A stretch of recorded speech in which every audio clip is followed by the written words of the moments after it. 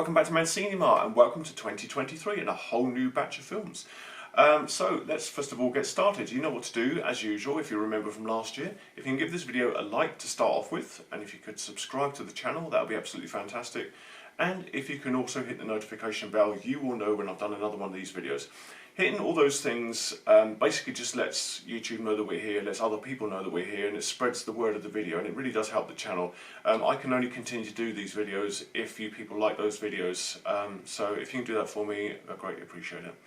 Right, what are we going to take a look at today? We've got two movies to take a look at for you today, which have just opened in the past week. The first one is A Man Called Otto, and the second one is Empire of Light, but we'll get started on A Man Called Otto. Now, A Man Called Otto took me by surprise. If you look at the poster, and if you look at the film's trailer, it looks like a comedy about a grumpy old man getting fed up with the people in his neighbourhood and having to deal with them. And there's also some suggestion there may be some comedic element with a cat. Of course, this is what we went in expecting. So as we sat down in our cinema seats, getting comfortable, and the certification card comes up on the screen to let you know what rating the film is, there's a little message at the bottom. It says, may contain themes of suicide. And we were like, hang on a minute, that's not funny. So this was completely not what we were expecting. What we didn't know going in to see A Man Called Otto is that it was based on a 2015 movie called A Man Called Ove, which in itself was based on a 2012 novel by the author Frederick Backman, and we are completely unaware of the darker themes of this movie. So everything that we had gone in expecting had been based on the trailer that we had been presented with and with the movie's poster, which I've said represents some kind of a funny comedy really about a grumpy man living and having to deal with his neighbours and having to deal with a cat who may provide or may not provide a comedic element.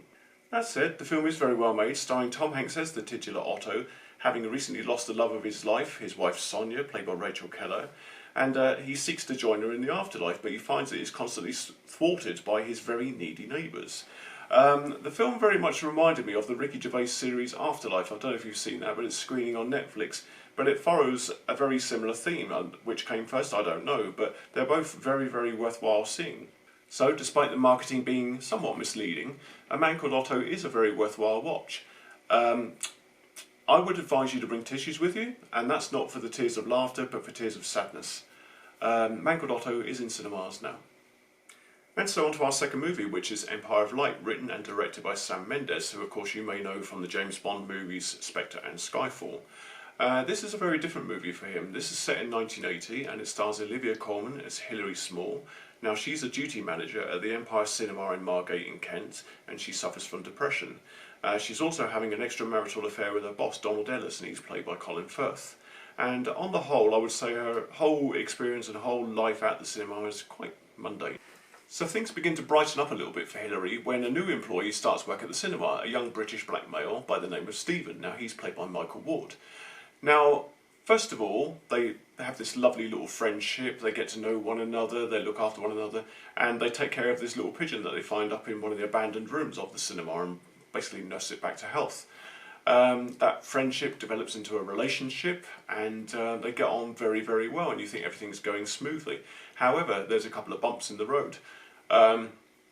First of all, we've got Hilary's depression to deal with, so she gets these massive mood swings, and there's a moment where they're down on the beach, they're building these lovely sandcastles, and they seem to be having a lovely time, and all of a sudden Hilary starts smashing the sandcastles up, and Stephen doesn't know what the hell's going on.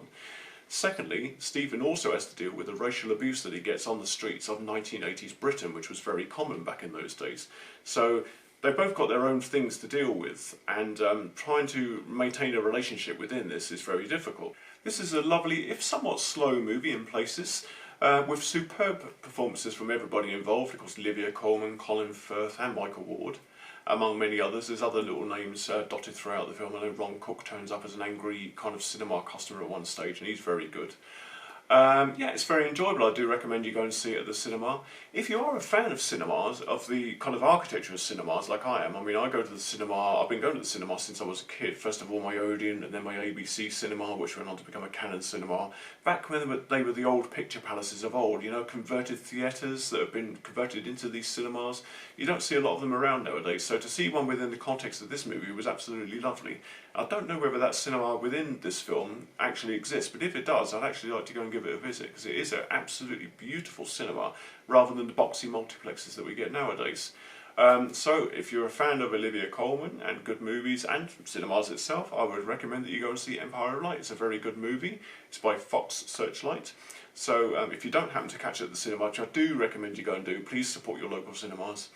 It will be on Disney Plus within a matter of months, no doubt, because they've put everything else that they've had at the cinema on there really quickly. So we've got the menu is on Disney Plus now as well. And Barbarian, one of the horror movies I was mentioning, is also on Disney Plus.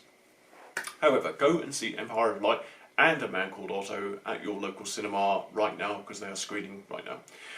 Thank you very much for spending time with me. A little bit of a change of pace next week, back to something which I love, which is horror movies. Hopefully I'll get to review the movie Megan, which is about a killer doll, so watch out, Chucky. Hopefully we'll be able to review that one for you next week, so come back to the channel and see if we do. If you've enjoyed this video, please give it the thumbs up. Please give the subscribe button, hit the subscribe button. Please hit the notification bell. Please come and have a chat with me in the comments. Let me know what you thought about A Man Called Otto and Empire of Light if you saw those movies. And of course, have a chat with me about grandiose cinemas, you know, the cinemas of old days. I'd love to talk about that. Thank you once again for tuning in. Really do appreciate it. Like I say, please give us that like. It really does help me. And I'll see you all really soon.